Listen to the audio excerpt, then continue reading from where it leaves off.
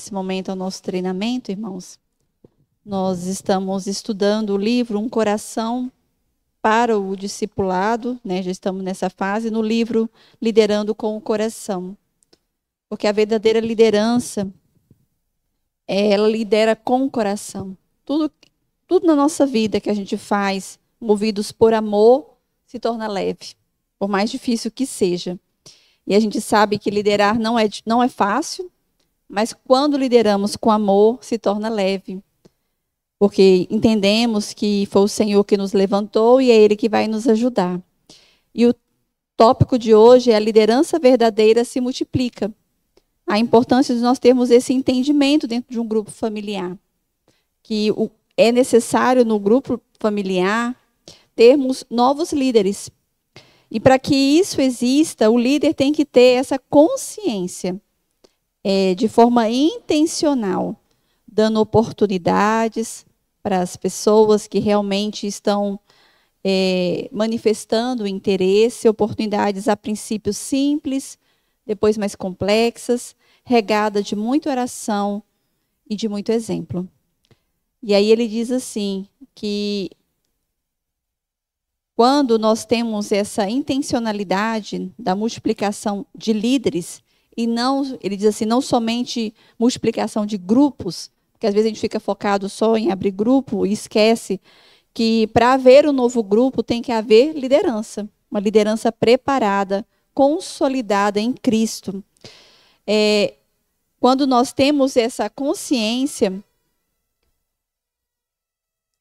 formar discípulos vai ser, e ao mesmo tempo, né, formando discípulos, ou seja, formando liderança, novos discípulos, os grupos naturalmente se multiplicarão. Não vai ser algo imposto, né, com data, com hora, de uma forma rígida, como alguns costumam, às vezes, pensar, que deveria ser assim, mas de uma forma natural, porque o próprio Deus estará fazendo a multiplicação acontecer.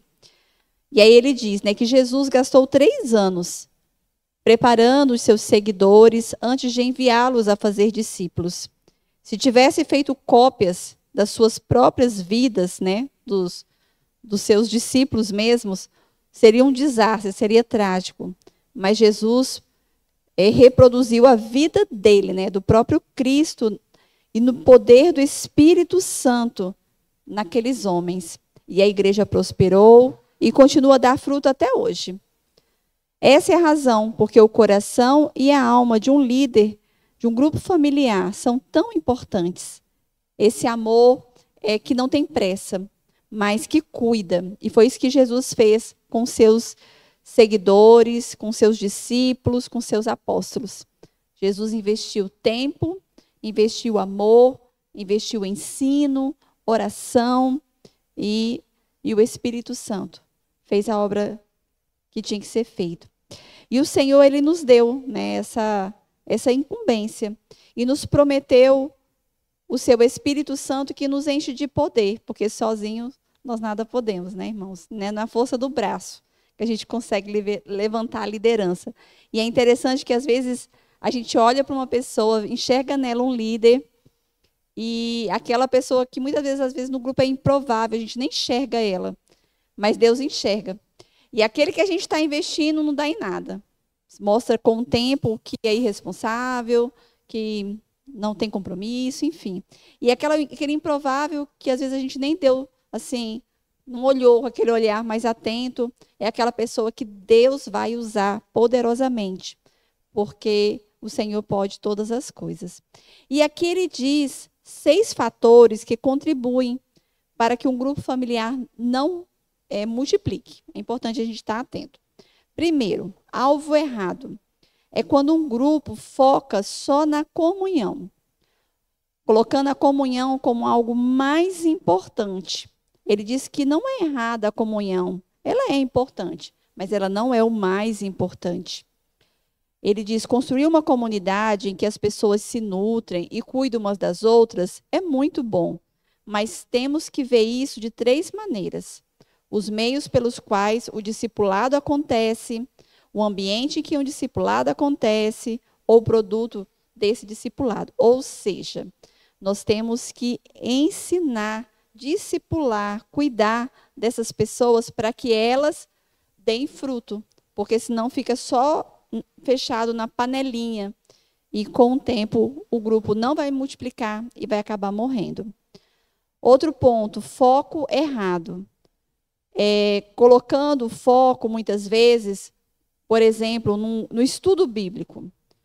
O propósito do grupo não é o conhecimento bíblico, mas amar uns aos outros, cuidar uns aos outros, fazer o ID do Senhor. Aí ele diz assim: eu sinto que estou constantemente lutando para as pessoas deixarem de chamar grupo familiar de estudo bíblico ou de aula. A sua maneira de se expressar mostra o que você tem em mente em relação ao seu grupo. Durante anos, os grupos e classes têm estudado a grande comissão, mas não estão obedecendo a ela. Então, estuda e não coloca em prática. Então, a gente tem que entender que o grupo familiar é o estudo na prática, é a prática do estudo, né? Aquele momento de botar a mão na massa.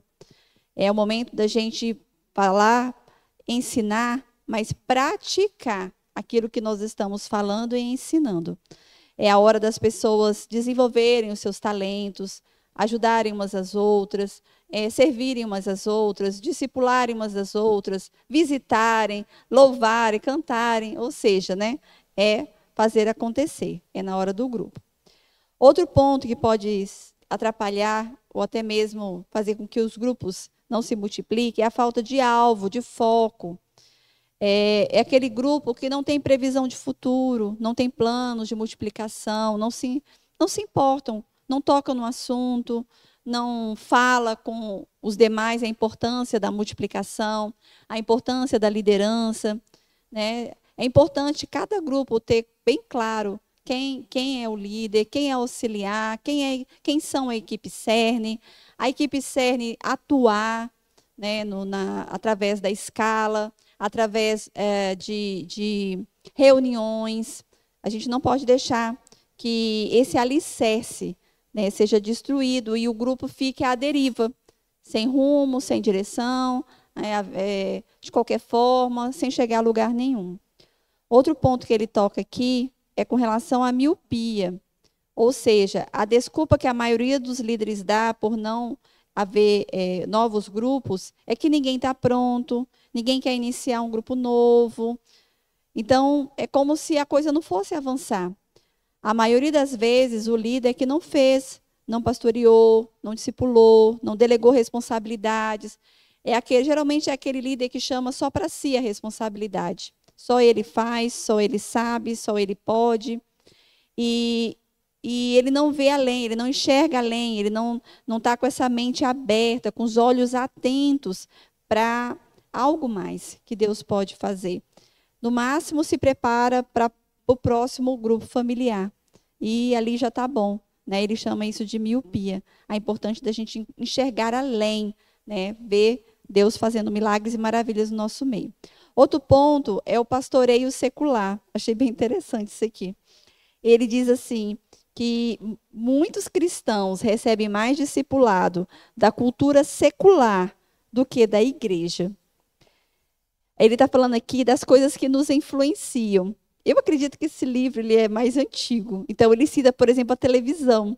Ele está falando assim que as pessoas passam muito mais horas diante da televisão do que diante da palavra, ou até mesmo fazendo a obra de Deus. E são, por assim, influenciadas pelos personagens das novelas, comerciais, jornais, programas, que as influenciam muito mais do que Jesus. Não é de admirar que muitos dos nossos grupos familiares estão produzindo tão pouco fruto, ou talvez até frutos podres, por essas influências. E no nosso tempo, né, irmãos, é a internet.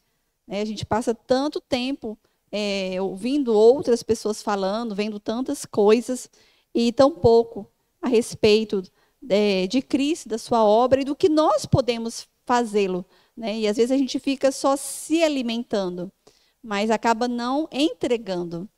Então a gente vem à igreja, que é o nosso quartel-general, é o local que o Senhor fala conosco, nós recebemos ensinos, nós recebemos a palavra, o conhecimento, E aí nós vamos para casa e muitas vezes a gente faz o quê? Continua recebendo ensino, conhecimento, e aí tem que transbordar esse conhecimento, esse ensino.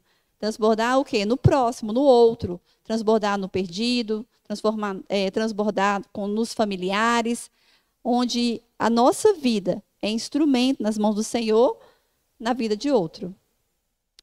E ele fala também da síndrome do modelo impossível.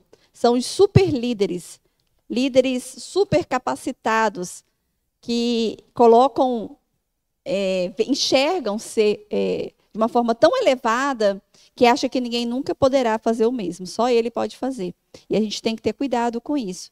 É importante a gente dar oportunidades para que as pessoas também possam nos ajudar, aprender conosco, né? E não as pessoas não nos enxergarem como os superlíderes. E aí ele põe, por fim, a solução. E aí ele cita aqui o Joel Kominski, eu tenho um livro dele, e aí ele fala assim, que ele fez uma pesquisa, e a pesquisa mostra que a capacidade para multiplicar liderança não depende da qualidades como personalidade, educação, até mesmo status social. Como eu falei, que às vezes a gente procura nas pessoas para, olha, no meu grupo, fulano daria um ótimo líder, porque ele sabe falar, ele é estudado, né? Ele é uma pessoa influente, todo mundo gosta dele. Aí Joel Kominski fez uma pesquisa que essas qualidades ela não tornam uma pessoa líder. Nem mesmo as habilidades espirituais fazem uma diferença grande na capacidade do líder de produzir novos líderes. Que habilidades espirituais seriam essas? Aquela pessoa que prega bem, ensina bem, canta bem, né? Não são essas habilidades também que fazem com que ela seja um grande líder. Durante a pesquisa, ele viu que os líderes que multiplicaram os seus grupos, o que eles fizeram para serem bem-sucedidos em suas multiplicações? Estiveram bastante tempo aos pés do Senhor, em oração, por cada encontro do grupo, por cada membro, pelos seus amigos que não eram cristãos, pelos seus amigos cristãos que estavam frios na fé. Também gastaram tempo interagindo, pastoreando as pessoas dos seus grupos, no sentido de quê? De se importar, de ir atrás, de levar a palavra, de fazer uma visita, né, como o presbítero Carlos até comentou. Às vezes pode ser uma visita rápida. Você vai, né, lê a Bíblia, faz uma oração com aquela pessoa, diz para ela o quanto Deus a ama, que Deus está ao lado dela. Irmãos, isso é maravilhoso. E aquela pessoa do grupo vai se sentir o quê? Amada, cuidada, né, pelo Senhor, porque a glória é do Senhor. E aí, por fim, ele fala aqui, focalizaram, esses líderes, né? Focalizaram os seus olhos em um alvo, alcançaram um mundo perdido para Jesus por meio da multiplicação. Eles entenderam que quanto mais grupos, mais braços estendidos, não é? Alcançando novas pessoas. Que o Senhor nos dê esse coração, né, irmãos? Esse coração humilde, sempre disposto a aprender, mas também disposto ao ir, para a gente não ficar só aprendendo a respeito da grande comissão, mas não sendo a grande comissão, né? Nós temos que aprender, mas nós temos também que ir, né? E que o Senhor nos ajude a sermos instrumentos nas mãos deles, tanto para liderar, quanto para outros aprenderem com a gente, para serem também líderes, né? Motivados pela nossa vida, pelo nosso exemplo. Vamos orar.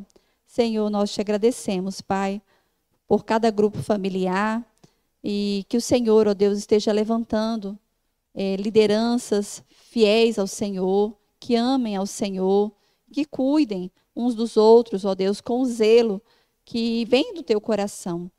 Ó Deus, abençoe para que haja amor nos grupos familiares e que novas casas sejam abertas, novos líderes sejam levantados, que o Senhor esteja trazendo renovo, ó Deus, no meio da tua igreja, o fervor, Pai, que só o Senhor pode trazer no nosso meio, e que vidas se convertam a Ti, em nome de Jesus. Amém.